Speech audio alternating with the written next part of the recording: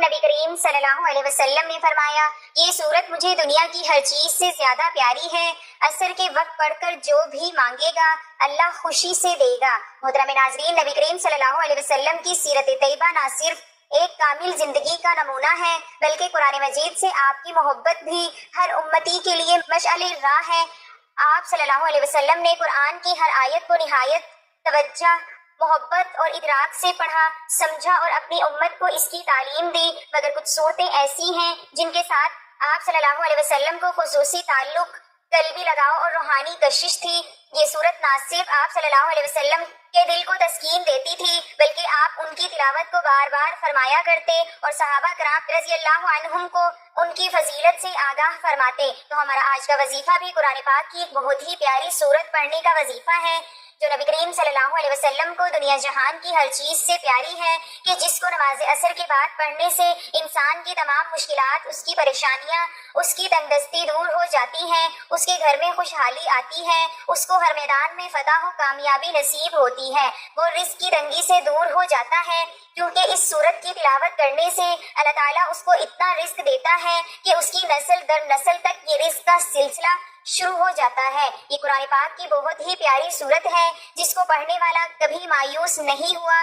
اس کو اللہ تعالیٰ نے ہر وہ چیز خوشی سے عطا کی جس کی اس نے دل میں خواہش کی۔ انسان چونکہ ناشکرا ہے، اس کو جتنا بھی عطا کیا جائے اس کے اندر حرص اور لالچ اتنی ہی زیادہ جنم لیتی ہیں۔ جب اس کو اللہ پاک کی طرف سے نعمتیں ملنے لگ جاتی ہیں تو اس کے دل میں خواہش پیدا ہوتی ہے کہ اللہ تعالیٰ مجھے مزید بھی نوازے، مجھے فلاں نعمت بھی عطا کرے اور مجھے فلاں نعمت بھی دے دے۔ تو یہ قرآن پاک کی ایسی صورت کا مجرب عمل ہے کہ جس کو پڑھنے والے کے دل کی خواہش کو اللہ تعالیٰ اپنے کن سے تکمیل فرما دیتا ہے۔ یہ صورت حضرت محمد صلی اللہ علیہ وسلم پر کب اور کیسے نازل ہوئی، اس حوالے سے بھی واقعہ بیان کیا گیا ہے، جس کے لیے گزارش ہے کہ ویڈیو کو آخر تک لازمی دیکھیے گا تاکہ آپ کو اس صورت کی اہمیت اور اس کے نزول کا علم ہو جائے۔ یہ صورت ایسی صورت ہے کہ جس کے نام سے ہی ظاہر ہو جاتا ہے کہ انسان زندگی کے کسی میدان میں بھی ناکام نہیں رہے گا، اس کو ہر میدان میں، ہر کام میں زندگی کا کوئی بھی مقصد ہو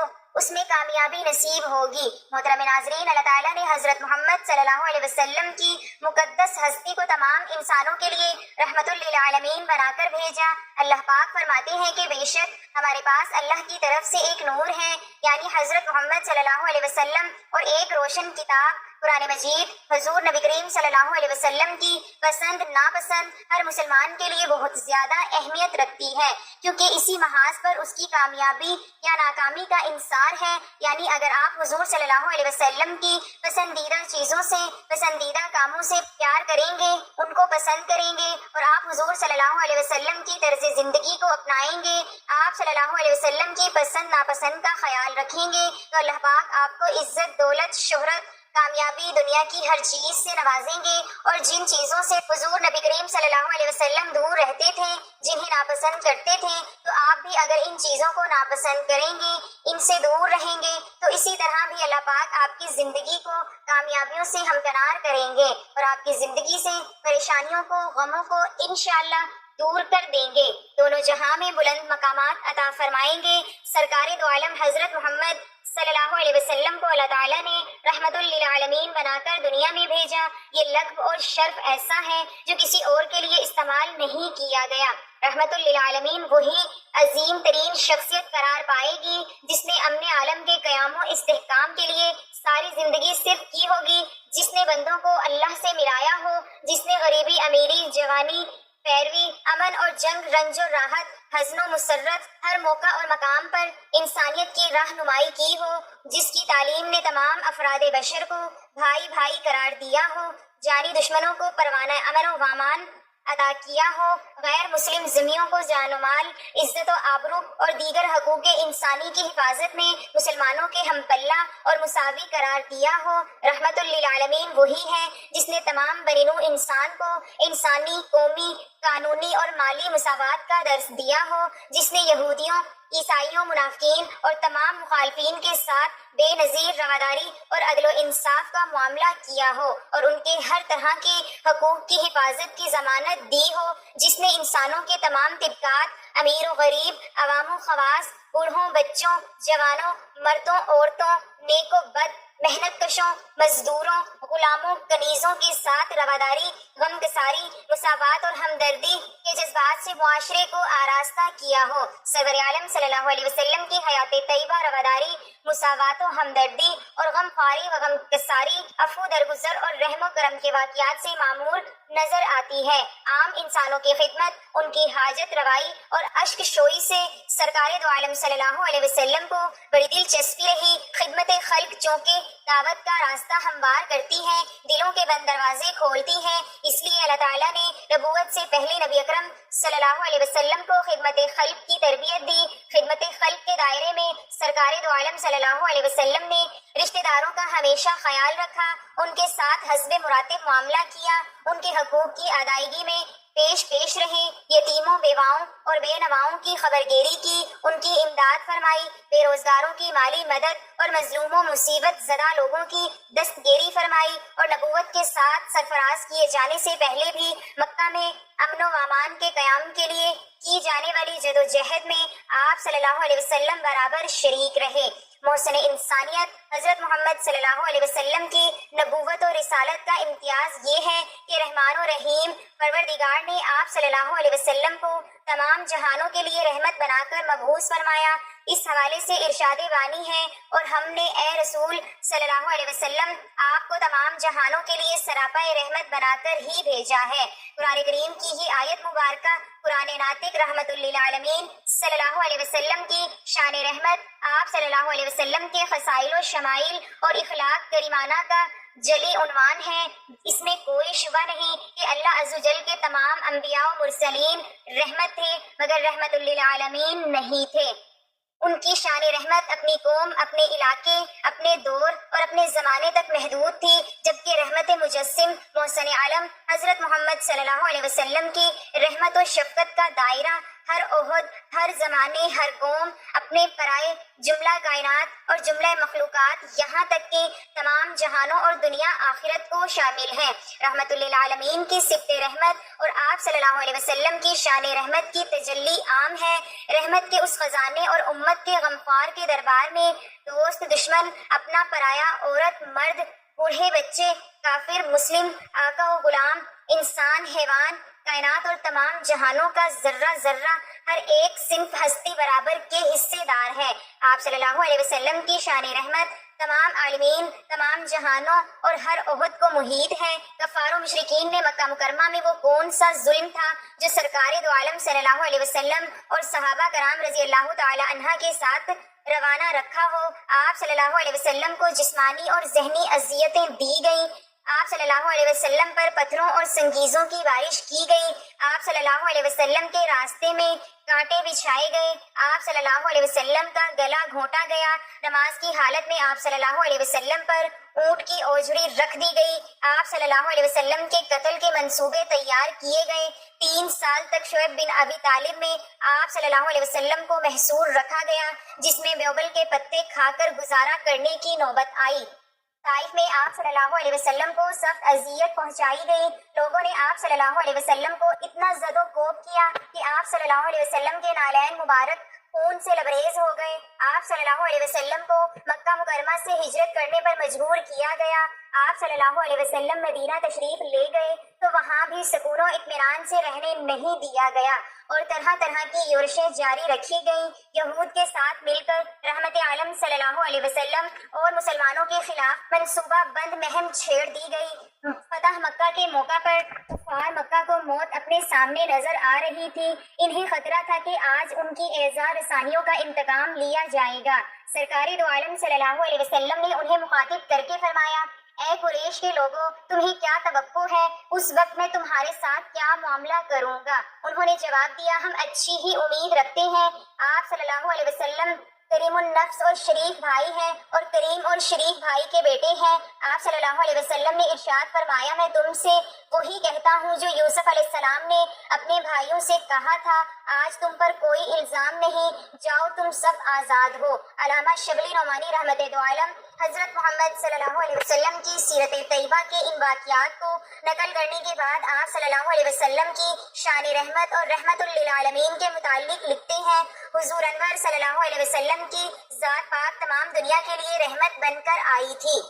حضرت مسیح نے کہا تھا کہ میں امن کا شہزادہ ہوں، لیکن امن و سلامتی کے شہنشاہ اعظم حضرت محمد صلی اللہ علیہ وسلم خداوند ازل ہی نے خطاب کیا، وما ارسلناک الا رحمتا للعالمین، محمد صلی اللہ علیہ وسلم ہم نے آپ کو تمام جہانوں کے لیے رحمت بنا کر بھیجا ہے۔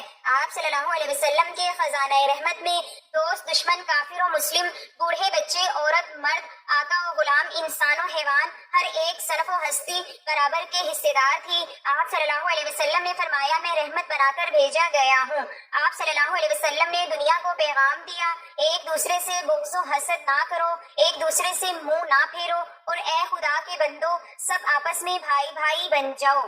ایک بار حضور صلی اللہ علیہ وسلم رات کو ایک سفر میں جا رہے تھے۔ حضرت عمر بن خطاب رضی اللہ تعالی عنہ بھی آپ کے ساتھ تھے۔ حضرت عمر رضی اللہ تعالی عنہ حضور نبی کریم صلی اللہ علیہ وسلم سے کچھ پوچھا، لیکن حضور نبی کریم صلی اللہ علیہ وسلم نے اس کا کوئی جواب نہ دیا۔ تو حضرت عمر نے پھر پوچھا، آپ نے پھر کوئی جواب نہ دیا۔ پھر تیسری مرتبہ پھر پوچھا اور اس مرتبہ بھی کوئی جواب نہیں دیا۔ تو حضرت عمر رضی اللہ تعالی عنہ اپنی بے بسی پر روئے کہ حضور نبی کریم صلی اللہ علیہ وسلم سے 3 مرتبہ عاجزی سے سوال کیا اور نبی کریم صلی اللہ علیہ وسلم نے کسی مرتبہ بھی جواب نہیں دیا۔ تو حضرت عمر رضی اللہ تعالی عنہ نے بیان کیا کہ پھر میں نے اپنی اونٹنی کو دوڑایا اور لوگوں سے آگے ہو گیا، آپ کے برابر چلنا چھوڑ دیا۔ مجھے خوف رہا کہ کہیں اس حرکت میں میرے بارے میں کوئی آیت نازل نہ ہو جائے۔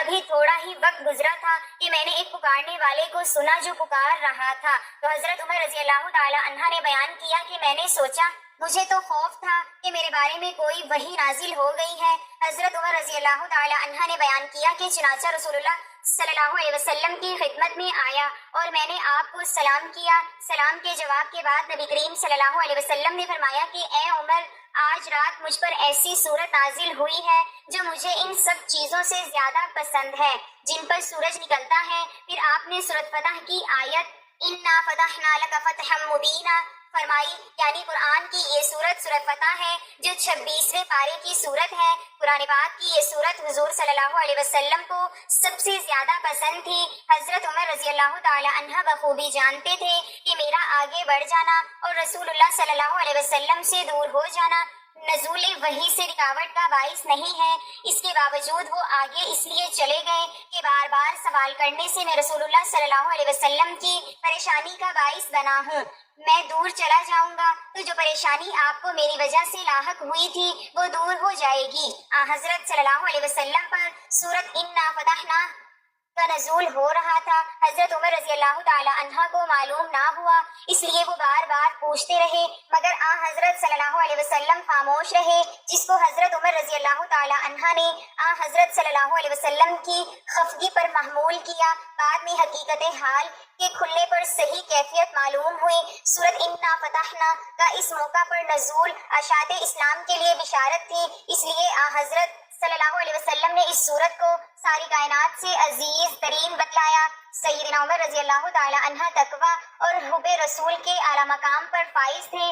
رسول اللہ صلی اللہ علیہ وسلم کے نزدیک سیدنا عمر رضی اللہ تعالی عنہ کا بڑا مقام تھا۔ حالات کی پریشانی سے انسان کا ایمان بھی ڈولنے لگتا ہے۔ وہ جس بات میں اپنی ناکامی دیکھ رہا ہوتا ہے اللہ کے ہاں اس کی حکمت کوئی ہو سکتی ہے، اس لیے انسان کو اپنے ہر عمل میں اللہ سے نصرت مانگنی چاہیے تاکہ دنیا اس کے لیے سہل ہو اور ایمان کی دولت نصیب ہو۔ حالات کی تنگی اور مختلف طرح کے مقدمات اور مالی مسائل میں آپ نے دیکھا ہوگا کہ ہم سب کتنے نا امید ہو جاتے ہیں۔ ایسے لوگ اگر سورۃ فتح کی تلاوت کیا کریں تو یقینی طور پر ان کے ہر جائز عمل میں اللہ کی رضا اور فتح شامل ہوگی۔ جن کے بچوں کی شادیاں رک جائیں، کاروبار ٹھپ ہو جائیں، امتحان میں جیت کا امکان کم ہو، مشکل سفر پر نکلنا ہو، کسی سے قرض واپس لینا ہو، کوئی سرکاری کام پھنس جائے، گویا کسی بھی مشکل میں سورۃ فتح کی تلاوت کرنے والے پریشان نہیں ہوتے۔ اس سورہ مبارکہ کی فضیلت کے بارے میں صحیح میں جو حدیث مبارکہ موجود ہے آپ اسے پڑھ کر دیکھیں تو اللہ کے نبی صلی اللہ علیہ وسلم نے سورہ فتح کے بارے میں کیا ارشاد فرمایا ہے۔ اس سورت کی فضیلت کے لیے یہ حدیث کافی وافی ہے۔ اس کا تعلق صلح حدیبیہ سے ہے جس کے بعد فتوحات اسلامی کا دروازہ کھل گیا۔ اس لحاظ سے اس سورت کو ایک خاص تاریخی حیثیت حاصل ہے۔ حضرت انس رضی اللہ تعالی عنہ کہتے ہیں کہ جب ہم حدیبیہ سے واپس ہوئے تو ہم پر غم اور پریشانی کے آثار نمایاں تھے، کیونکہ کفار مکہ ہمارے عمرے اور قربانیوں کے درمیان حائل ہوئے تھے۔ تو ان حالات میں یہ صورت نازل ہوئی۔ رسول اللہ صلی اللہ علیہ وسلم نے اس صورت کو دنیا ما فیہا سے عزیز قرار دیا، کیونکہ یہ نصرت اسلام، تمام نعمت اصحاب شجرہ سے، اللہ تعالیٰ کی رضا اور ان کے علاوہ بے شمار ایسے امور پر مشتمل ہے جو اہل اسلام کے لیے بشارت کا باعث ہیں۔ پھر اللہ تعالیٰ نے اس میں رسول اللہ صلی اللہ علیہ وسلم کے اگلے پچھلے گناہوں کی معافی کا ذکر کیا ہے۔ سیدنا مجمع بن جاریہ انصاری رضی اللہ تعالی عنہ جو قاری قرآن تھے فرماتے ہیں، حدیبیہ سے ہم واپس آ رہے تھے کہ میں نے دیکھا کہ لوگ اونٹوں کو بھگائے لیے جا رہے ہیں۔ پوچھا کیا بات ہے؟ معلوم ہوا کہ نبی کریم صلی اللہ علیہ وسلم پر کوئی وحی نازل ہوئی ہے۔ تو ہم لوگ بھی اپنے اونٹوں کو دوڑاتے ہوئے سب کے ساتھ پہنچے۔ آپ صلی اللہ علیہ وسلم اس وقت قراء الغمیم میں تھے۔ جب سب جمع ہو گئے تو آپ صلی اللہ علیہ وسلم نے یہ سورت تلاوت کر کے سنائی۔ ایک صحابی نے کہا، یا رسول اللہ صلی اللہ علیہ وسلم، کیا یہ فتح ہے؟ آپ نے فرمایا، ہاں، قسم ہے اس کی جس کے ہاتھ میں محمد صلی اللہ علیہ وسلم کی جان ہے، یہ فتح ہے۔ خیبر کی تقسیم صرف انہی پر کی گئی جو حدیبیہ میں موجود تھے۔ 18 حصے بنائے گئے۔ کل لشکر 1500 کا تھا، جس میں 300 گھوڑے سوار تھے، بس سوار کو دوہرا حصہ ملا اور پیدل کو اکیہرا۔ سیدنا عبداللہ بن مسعود رضی اللہ تعالی عنہ فرماتے ہیں، حدیبیہ سے آتے ہوئے ایک جگہ رات گزارنے کے لیے ہم اتر کر سو گئے، تو ایسے سوئے کہ سورج نکلنے کے بعد جاگے، دیکھا رسول اللہ صلی اللہ علیہ وسلم بھی سوئے ہوئے ہیں۔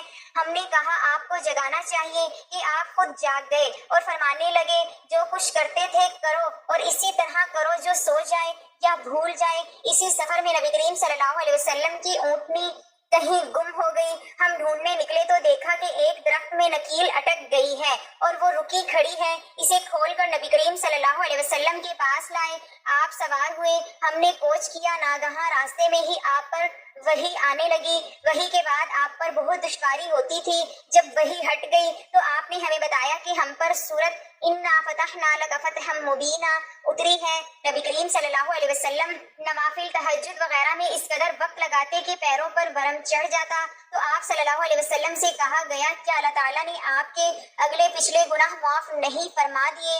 آپ صلی اللہ علیہ وسلم نے جواب دیا، کیا پھر میں اللہ کا شکر گزار غلام نہ بنوں؟ اور روایت میں ہے کہ یہ پوچھنے والی ام المومنین سیدہ عائشہ رضی اللہ تعالی عنہا تھی۔ بس مبین سے مراد کھلی صریح صاف ظاہر ہے، اور فتح سے مراد صلح حدیبیہ ہے، جس کی وجہ سے بڑی خیر و برکت حاصل ہوئی۔ لوگوں میں امن و امان ہوا، مومن کافر میں بول چال شروع ہو گئی، علم اور ایمان کے پھیلانے کا موقع ملا۔ آپ کے اگلے پچھلے گناہوں کی معافی یہ آپ کا خاصہ ہے، جس میں کوئی آپ کا شریک نہیں۔ ہاں، بعض اعمال کے ثواب میں یہ الفاظ اوروں کے لیے بھی آئے ہیں۔ اس میں نبی کریم صلی اللہ علیہ وسلم کی بہت بڑی شرافت عظمت ہے۔ آپ اپنے تمام کاموں میں بھلائی، استقامت اور فرما برداری الہی پر مستقیم تھے، ایسے کہ اولین آخرین میں سے کوئی بھی ایسا نہ تھا۔ آپ صلی اللہ علیہ وسلم تمام انسانوں میں سب سے زیادہ اکمل انسان اور دنیا اور آخرت میں کل اولاد آدم کے سردار اور رہبر تھے، اور چونکہ نبی کریم صلی اللہ علیہ وسلم سب سے زیادہ اللہ کے فرما بردار اور سب سے زیادہ اللہ کے احکام کا لحاظ کرنے والے تھے، اس لیے جب آپ کی اونٹنی آپ کو لے کر بیٹھ گئی تو آپ نے فرمایا، اسے ہاتھیوں کے روکنے والے نے روک لیا ہے۔ اس کی قسم جس کے ہاتھ میں میری جان ہے، آج یہ کفار مجھ سے جو مانگو گے دوں گا، بشرط یہ کہ اللہ کی حرمت کی ہتک نہ ہو۔ ناظرین، وقت کی نزاکت کو مد نظر رکھتے ہوئے چلتے ہیں آج کے وظیفے کی جانب، اور آپ کو بتاتے ہیں کہ آپ نے سورۃ فتح کو کس طرح پڑھنا ہے، جو حضور پاک صلی اللہ علیہ وسلم کی پسندیدہ سورت ہے، جو آپ صلی اللہ علیہ وسلم کو دنیا کی ہر چیز سے زیادہ پیاری ہے، کہ جس کو پڑھنے سے اللہ تعالیٰ اس انسان کو ہر وہ چیز عطا کرتا ہے جس کی وہ خواہش کرتا ہے۔ تو ناظرین، وظیفے کے لیے آپ نے سب سے پہلے باوضو ہو کر نماز عصر ادا کرنی ہے۔ جب عصر کی نماز ادا کر لیں تو اس کے بعد جائے نماز پر بیٹھے ہوئے قرآن پاک کھولیں، یا جہاں بھی آپ کا دل کرے قرآن پاک کھول کر اس کی زیارت کریں، اور پارہ نمبر 26 کی یہ سورت جو سورۃ فتح کے نام سے مشہور ہے، اس کی تلاوت شروع کر دیں۔ لیکن اس کی تلاوت سے پہلے آپ نے حضور اقدس صلی اللہ علیہ وسلم کی ذات پر درود پاک کا نذرانہ پیش کرنا ہے۔ ایک بار ثواب کے لیے میرے ساتھ بھی پڑھ لیں۔ اللهم صل على محمد وعلى آل محمد كما صليت على إبراهيم وعلى آل إبراهيم إنك حميد مجيد. اللهم بارك على محمد وعلى آل محمد كما باركت على إبراهيم وعلى آل إبراهيم إنك حميد مجيد. ناظرین، درود پاک پڑھنے کے بعد آپ نے اس سورت کو صرف ایک بار پڑھنا ہے.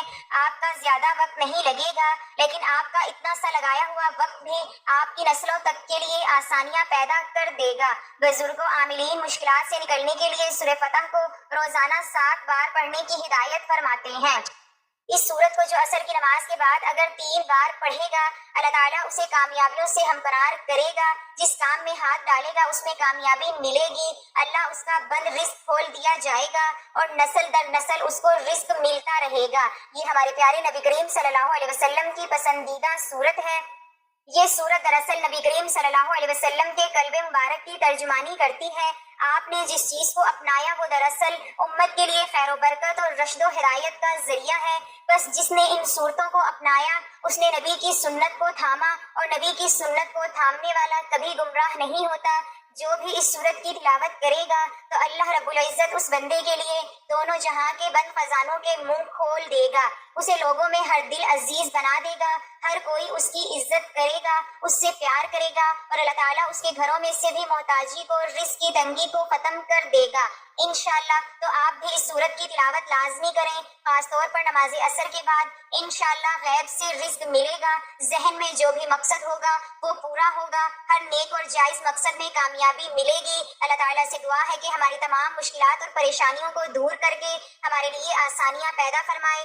آمین. دعا ہے کہ اللہ تعالیٰ میرا سنانا اور آپ کا سننا اپنی پاک بارگاہ الہی میں قبول و منظور فرمائے. آمین. ناظرین، گزارش ہے کہ اللہ تعالیٰ کے 99 ناموں میں سے کوئی ایک نام لکھ کر کمنٹس میں ضرور شیئر کریں. اللہ تعالیٰ ہم سب کا حامی و ناصر ہو. آمین. جزاک اللہ.